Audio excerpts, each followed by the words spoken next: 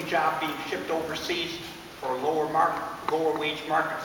But here are some of the other issues that are affected and which corporations can sue on if they feel they're not making their expected profits. And that's only here in this country, and it's also in other countries.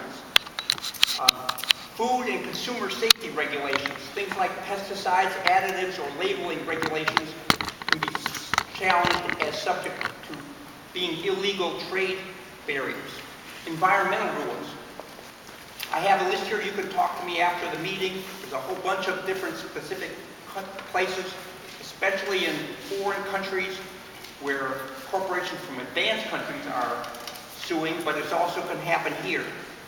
Drugs is affected by it.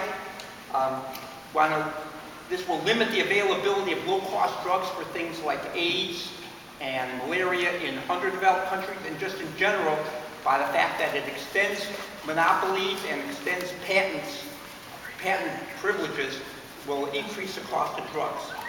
Financial regulations, such as the Dodd-Frank, can be challenged in these international tribunals. Internet freedom can be challenged in the name of stopping internet piracy.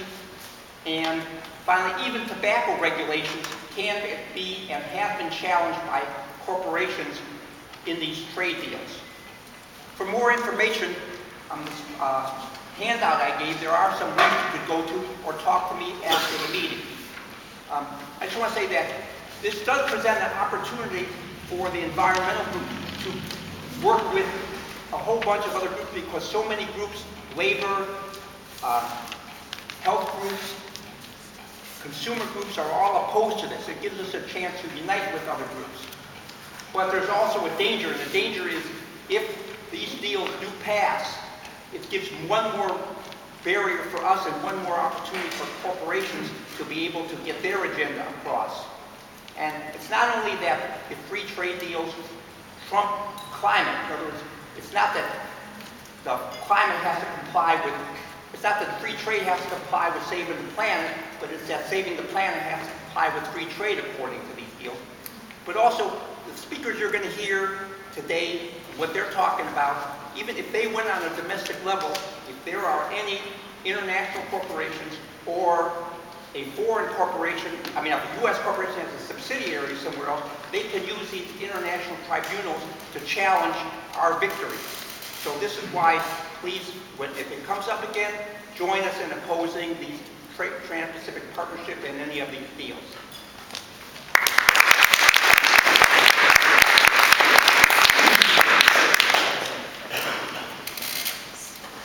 I'm going to introduce our panelists one by one. But first, I just wanted to follow up with what Bob was saying and emphasize the fact that two things. Number one, the TPP has been done in secrecy, so there's no one that is aware of these negotiations other than the corporations and the lobbyists for those corporations that have been involved in the negotiations along with the government officials. Number two, I want to emphasize what Bob finished with saying, and that is the TPP is creating rules and rights for corporations that supersede any sovereign nation's rules. So, as he mentioned, all our local victories could be for naught. All our victories within the country could be for naught because a tribunal of corporations could rule against it and win. So this is the severity of what TPP is about. And I saw you question that, but it's already happening with NAFTA. It's already happened with NAFTA. Okay, NAFTA was the first free trade deal, and corporations have sued and won in court to overturn rulings against them, to also say that their profits are being restricted by country's restrictive legislation. So they're saying and have won that their rules, the rules that they're applying to, supersede the rules that a country, individual country, establishes. So it has happened. This is going to be an extension of that. You have a question. What I would ask is any questions that we have of our panelists, that we say them to the end and we ask all of them at one time. But I don't have a question, but just a local example. It's like the towns in Texas that vote, they don't want fracking next to the schoolyard, and they lose it because the state supersedes the town. right. So it's the very same thing, we're doing that to small countries, but they just run over. Well, and it would be to any country that's part of this deal. Right. So if Nexus, Spectra Energy says you're interfering with my right to a profit, Right. okay, even if we establish, home rule or rule of law where communities have the right to restrict fracking, this tribunal would be the rule of the day. So just to finish up on Randy's thoughts about how C.L.E.A.N came about, is it was around the Keystone Pipeline, and since the Keystone Pipeline has been dragging on now for several years, but in the 2 years since we all came together locally as a group to protest it, we decided to get involved in other actions, environmental actions.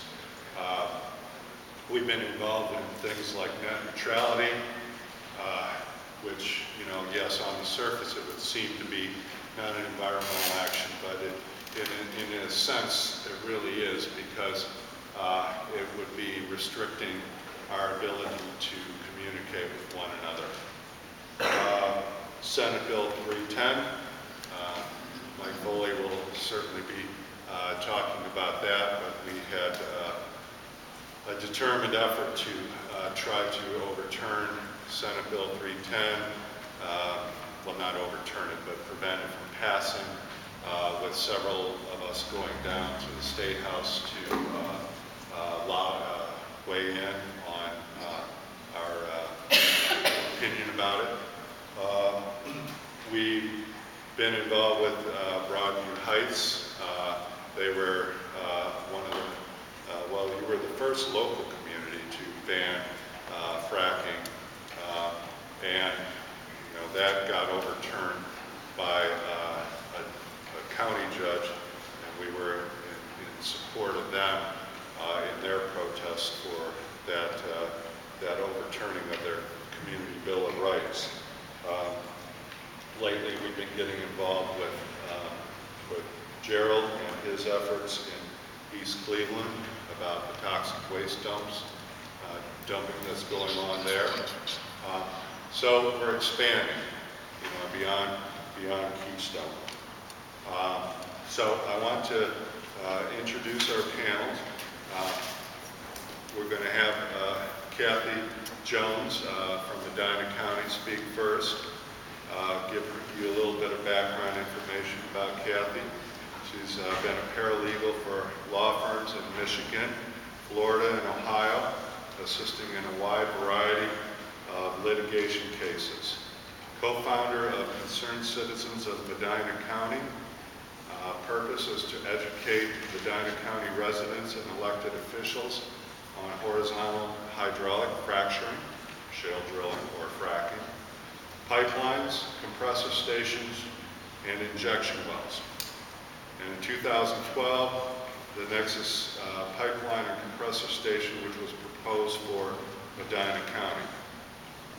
She's also involved in Sustainable Medina County, and their purpose is to be the first county in Ohio to initiate a county charter with a Citizens' Bill of Rights. So, Kathie Jones.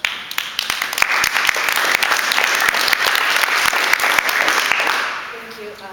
I'm not the best speaker, but I can give you a summary of what's happened in our area. So in 2011, excuse me, Sandra, Billick, and I co-founded Concerned Citizens in Medina County because we were concerned about fracking that was going to take place in Medina County and injection wells and so forth. So we had some town halls educating. We had about 3 different town halls educating on the health effects, water contamination, injection wells, and so forth. Then came 2012, and we had been going to our commissioners' meetings and trying to educate them on fracking and how things would affect the county and the people in Medina County. And we had already had a fireman in one of our townships whose water did get contaminated from fracking in one of the parks. So 2012,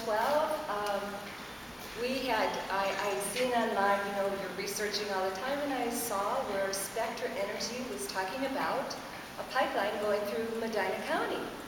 And no one seemed to know anything about it, so I brought it up at the commissioners' meeting. I said, what do you know about Spectra Energy and the Nexus pipeline that's proposed to come through the county?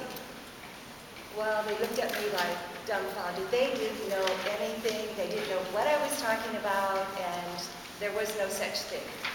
So shortly thereafter, and this is in April 2012, I went to the county engineer's office, and I took Sandra with me, and I said, you know, if anybody would know about it, he probably would know. So I had never met him before, so we went in there, said we wanted to talk to him, and he said, well, what about? And I said, well, can we go in the conference room? He goes, okay. So he sat down, so what did you want to know? And I said, well, we heard that there might be Nexus pipeline coming through Medina County. What do you know about it? He said, he looked at us shocked, I still remember, and he said, well, you know, we just had a meeting 15 minutes ago, they just left. And 2 of your county commissioners, one was Steve Hambley, who replaced Mr. Batchelder as a state rep, and he was one that had lied to us about it. And so your 2 commissioners were there, and you had a few township trustees, not all of them, of course, because then it would have been a sunshine law and it would have been a public meeting. And, you know, Spectra was there and gave us information about what they proposed to do.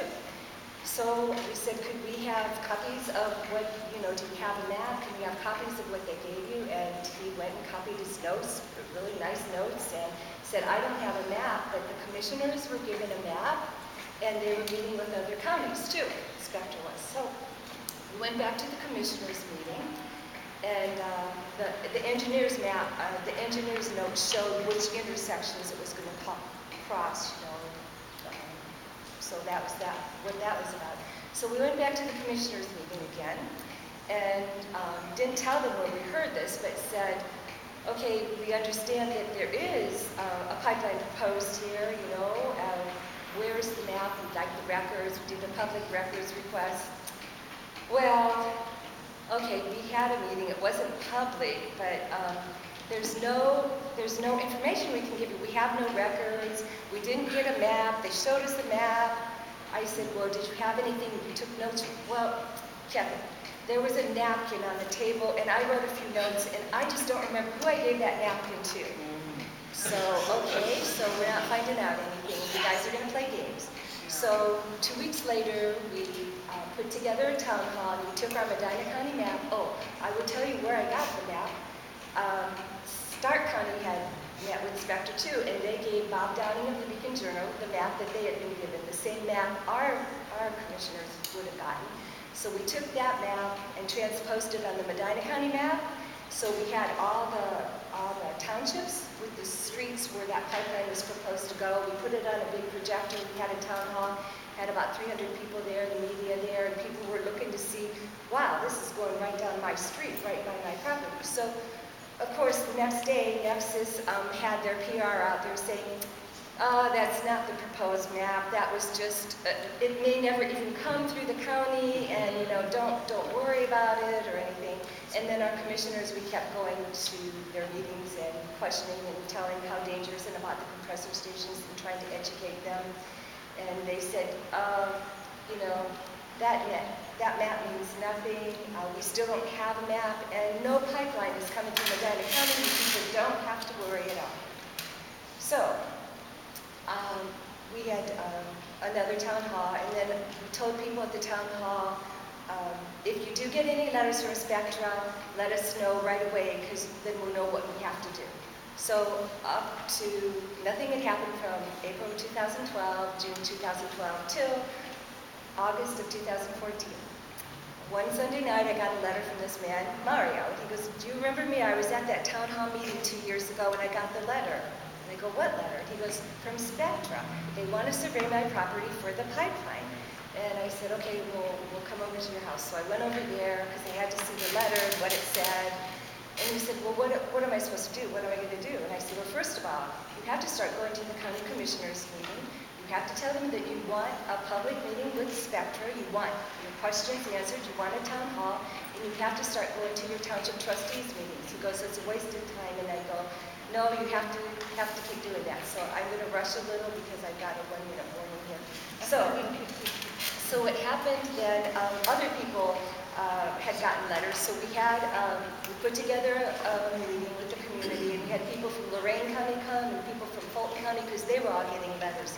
So we put together letters that they could use, saying, sending to Nexus, certified mail, no, we don't want to allow a survey. And so that worked pretty good. We were having meetings and so forth. And then,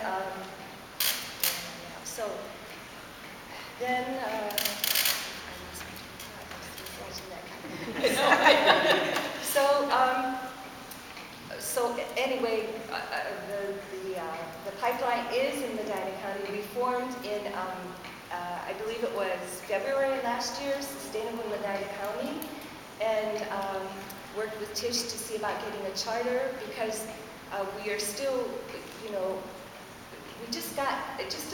we got the map finally. We got it 2 weeks ago.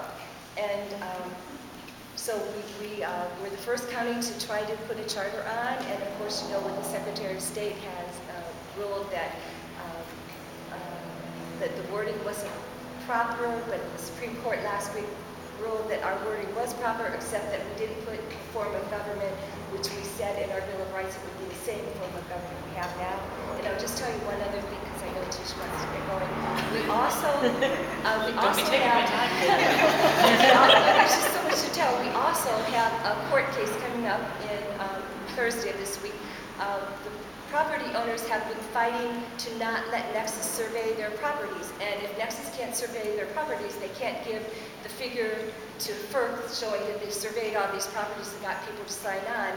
And I got our prosecutor to send a letter to our sheriff saying that any people who didn't want their properties surveyed, they could be arrested, because FERC has not given Nexus the certificate of approval to allow the pipeline. And until they do that, they have no right to threaten eminent domain under the law. They can't do that. They can't, if a person doesn't want their property surveyed for the pipeline, they do not have to allow it. So now we have court cases going on in the different counties, and we're having another one on Thursday, and Summit County has one in October. So we've got court cases going on besides the charter, and it's just a happy little county there.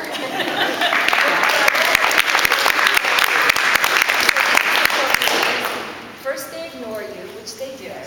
Then they laugh at you, which they kept laughing at us, and they kept saying, you'll never get 5,600 people to sign that petition. Then they fight you, and then you win, and that's by Gandhi, and that's what we're going to do.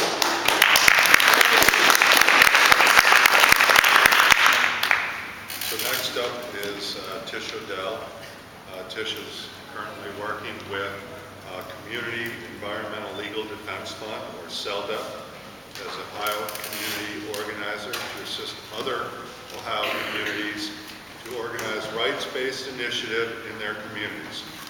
CELDF has assisted hundreds of communities across the country to develop first in the nation laws banning fracking, factory farming, sludging, water privatization, and industrial scale energy development.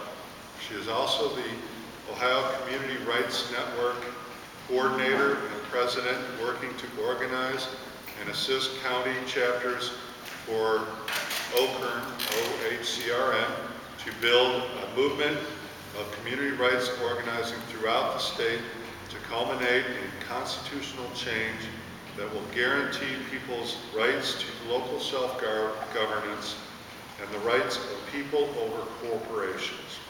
Tish co-founded the grassroots organization Medina, Mothers Against Drilling in Our Neighborhoods in Broadview Heights, that successfully campaigned to adopt a home rule charter amendment creating a community bill of rights banning new gas drilling, fracking, and injection wells in the city in 2012. Since passage of the Bill of Rights Amendment, not one new well has been drilled in her hometown, which had previously been averaging 10 to 15 new wells per year. Building sustainable communities by assisting people to assert their rights to local self-government and the rights of nature. Why this? We believe that we are in the midst of an escalating ecological crisis, and that the crisis is the result of decisions made by relatively few people who run corporations and government. We believe sustainability will never be achieved by leaving those decisions in the hands of a few, both because of their belief in limitless economic production and because their decisions are made at a distance from the communities experiencing the impact of those decisions. Therefore, we believe that to attain sustainability, a right of local self-government must be asserted that places decisions affecting communities in the hands of those closest to the impacts. That right to local self-government must enable communities to reject unsustainable economic and environmental policies set by state and federal governments, and must enable communities to construct legal frameworks for charting a future towards sustainable energy production, sustainable land development, and sustainable water use, among others. In doing so, communities must challenge and overturn legal doctrines that have been concocted to eliminate their right to self-government, including the doctrines of corporate constitutional rights, preemption, and limitations on local legislative authority. Inseparable from the right to local self-government and its sole limitation are the rights of human and natural communities. They are implicit and enumerated premises on which local self-government must be built. Tish, okay.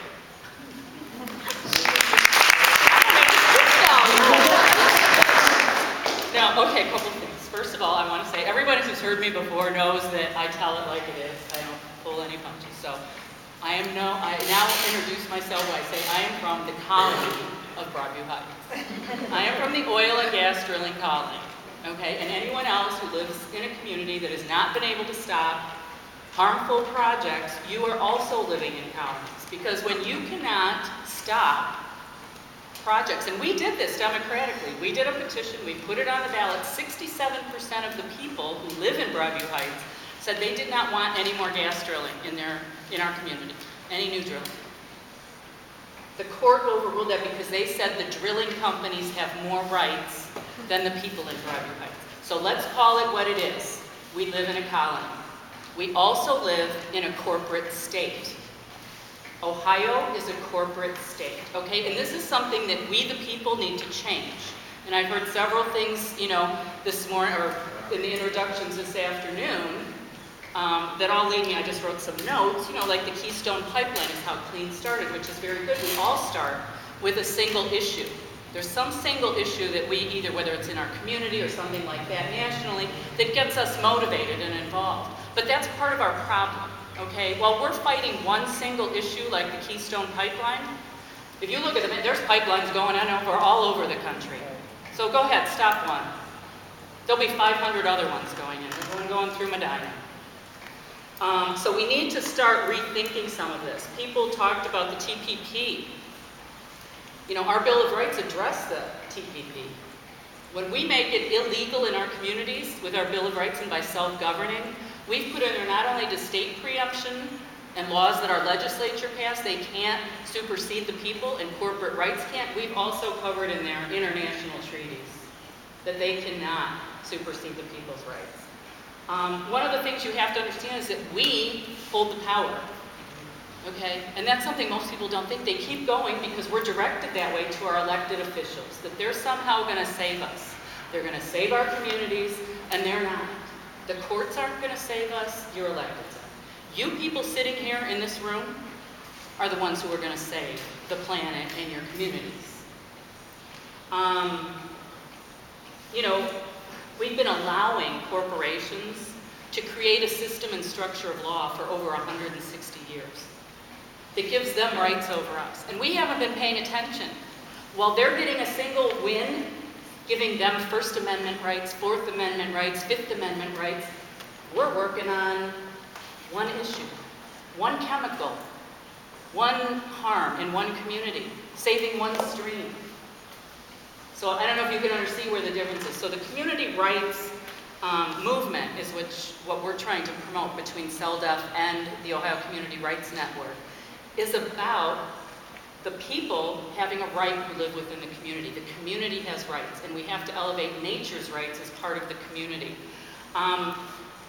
You know, this whole 7 minutes is too much stress for me. But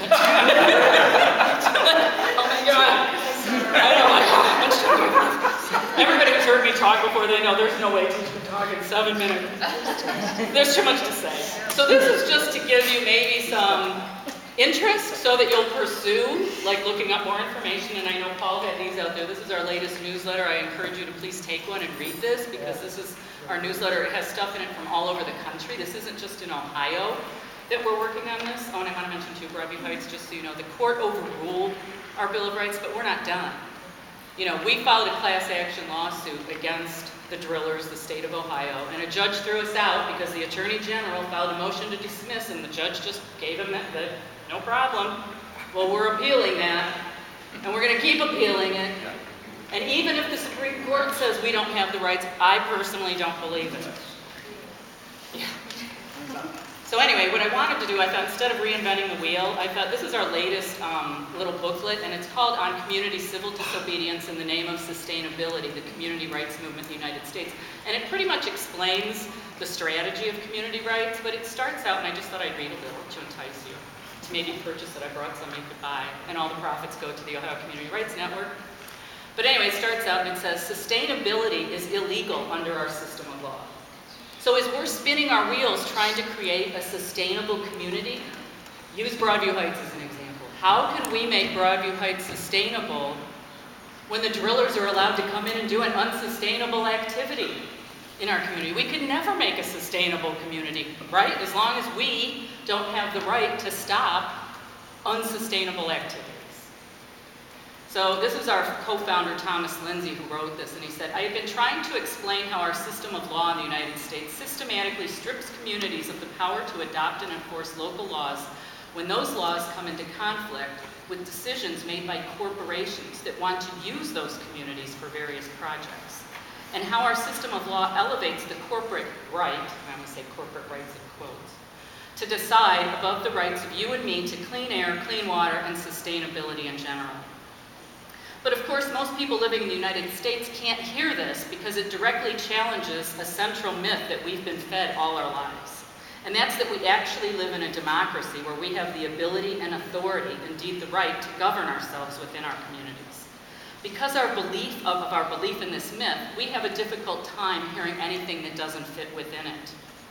So what do?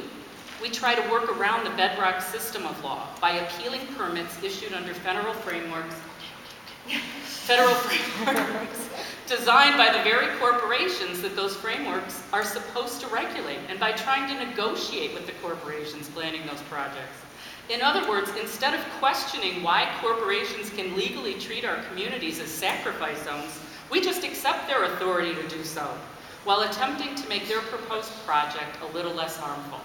So that is, we validate how the existing system operates by leaving it alone. And then we're content to say we live in a democracy. So I'm going to skip some of this. We can go on. But, so what we have to have is an understanding that law and culture must change together.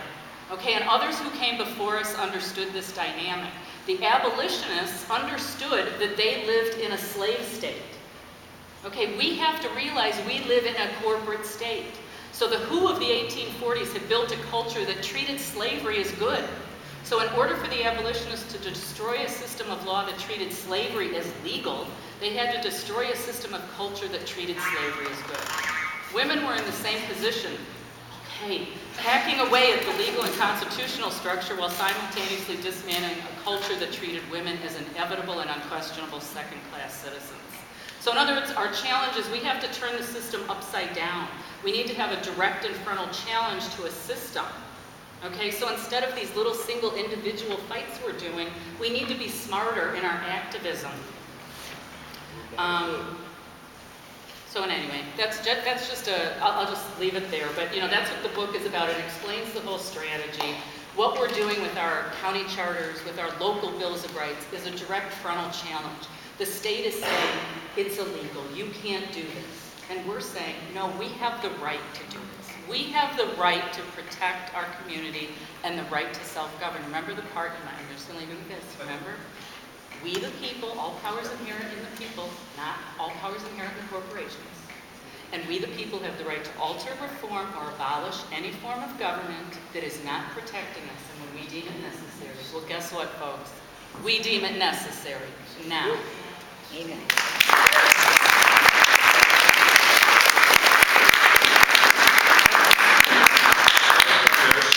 Very much appreciated. Our next speaker is Gerald Strothers. And Gerald, as a child of civil rights protesting mother, Gerald Strothers has been on the sidelines since the late 60s. His late mother, Mrs. Beatrice Strothers from Birmingham, Alabama, took her first son, Gerald, with her to every protest she attended. Yes, she did. Strothers attended Cleveland State University in December 2000, only to find himself back on the protest line against CSU. The school did not have disabled access or braille signage on campus. Using Google.com, the exploits of professional protester Gerald Strothers can be chronicled, including his Supreme Court win in getting public records. Now Strothers fights to get the people on Noble Road in East Cleveland, Ohio, some justice for their toxic waste dump behind their houses. Using the internet and social media, Strothers has been able to bring thousands of people into the fights without holding many actual protests. Mr. Strothers.